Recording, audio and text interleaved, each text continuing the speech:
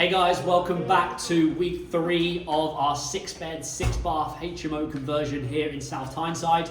Some awesome progression. We've just had the investor who owns this property come out and visit to see how we're getting on with it. He's a builder himself and he's really had some great things to say so far. So I'm going to walk you around, tell you a little bit more about what's happened in the last 2.5 weeks on this site. So as you can see, we've got a lot of the first fix joinery going in.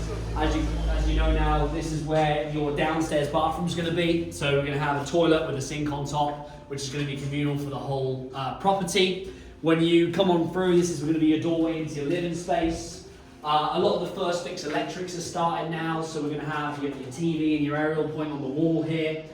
This is going to be your ensuite for this bedroom number 1. If we go across here to this wall, as you can see, you're going to have a double socket and also your connections there for a desk and a computer, and a really good setup there if they want to have a booster in the room.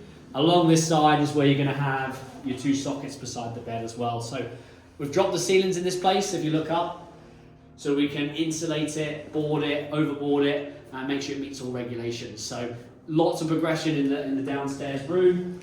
If we come on through, the investors decided to go for a lino throughout the whole of the ground floor, just for maintenance purposes as well. And then we'll pop into room number 2. Very similar, slightly different layout. We're going to enter the ensuite from the end. We'll have a large tray at the end here with a sink and a toilet as well. Again, as you can see, a lot of the first fix electrics is coming on now, for the isolators, for the heaters, for the double sockets and aerial points. You're also going to have a desk over on that side again. So every bedroom is going to be able to have bedside tables beside the bed, a TV on the wall, a desk on the ensuite walls with a connector for your internet. Then you'll have a radiator underneath your windows as well. So you can fit double bed, 2 bedside tables, wardrobe in the alcoves, and a desk as well, and a set of drawers for every person living in these properties. So make sure they've got a bunch of storage space. And then we'll head on through. As I said previously, we're going to have a doorway here, and this is going to enter into your communal space.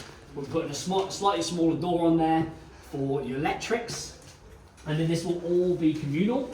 We've all decided now on the layout for this room. So we're going to have a TV and aerial point on the wall here.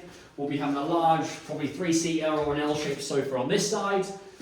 As I mentioned in the previous video, the boiler's getting moved, but it's not going to be going in the tank cupboard. I'll show you in the kitchen exactly where it's going to go. But if we spin round, as you can see on the wall there, we've marked out exactly where the 300-litre cylinder is going to go to run all the showers and the hot water in this property.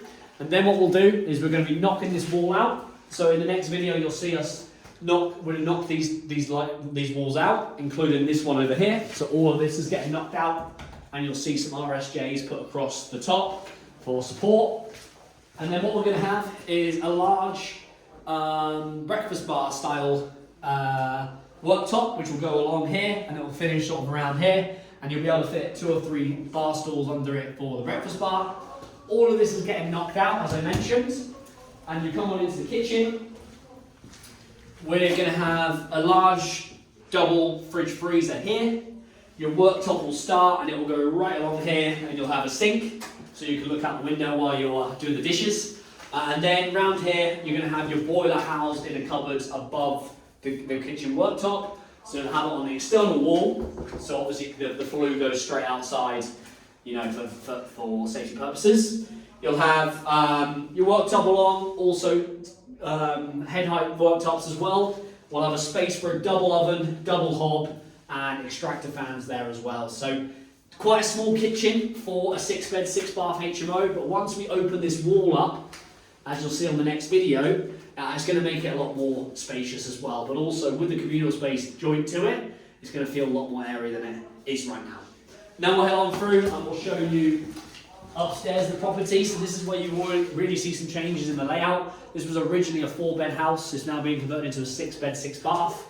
We've created 1 bedroom, 1 bathroom downstairs, and I'll show you where the 5 more are upstairs. If you haven't done so already, check out some more of our videos on our Platinum Property Team YouTube channel by smashing that subscribe button, and also like this video if you find it useful as well, and let us know in the comments what other things we can add to it. The whole point of this channel is to try and add as much value to you guys so you can understand how it works from sourcing a property project managing the refurb, to refurbing the properties like this, but also find the tenants at the end, which is sometimes a tricky part. Now we'll head upstairs and I'll show you the rest.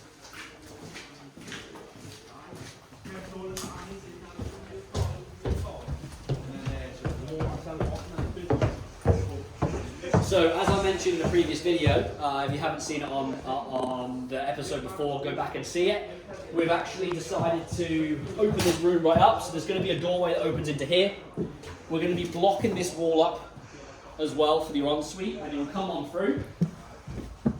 And as you can see now, we've opened this room up by moving this wall from here right the way back to there to make it a lot bigger. Again, same thing, we have our TV and area on the wall over there. Space in this alcove for the wardrobe. We'll be having a double bed in the corner here with a bedside table on the side. And then you'll be entering the ensuite here with a door that comes against the wall.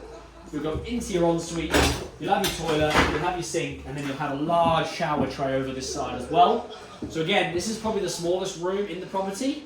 However, it's well over that 6.51 metres squared that is in regulations for these HMOs. That's bedroom number 2. Now, you can also see now where we're going to be taking the wall to. So as I said in the previous video, you need between 2 and 2.2 metres headspace come up the stairs. But what we're going to be doing is moving this banister and increasing the floor space along here so we can get a slightly larger ensuite for this room. You'll then enter into bedroom number 3 through a doorway here. And again, same thing, you come on in, you're going to have your TV and area up on the wall, double bed, bedside tables either side, place for a desk here, and then you'll enter into your ensuite with your shower, your toilet and your sink as well. Bedroom 3, again a good size. You'll then have a door that's going to be punched through here to enter into bedroom number 5.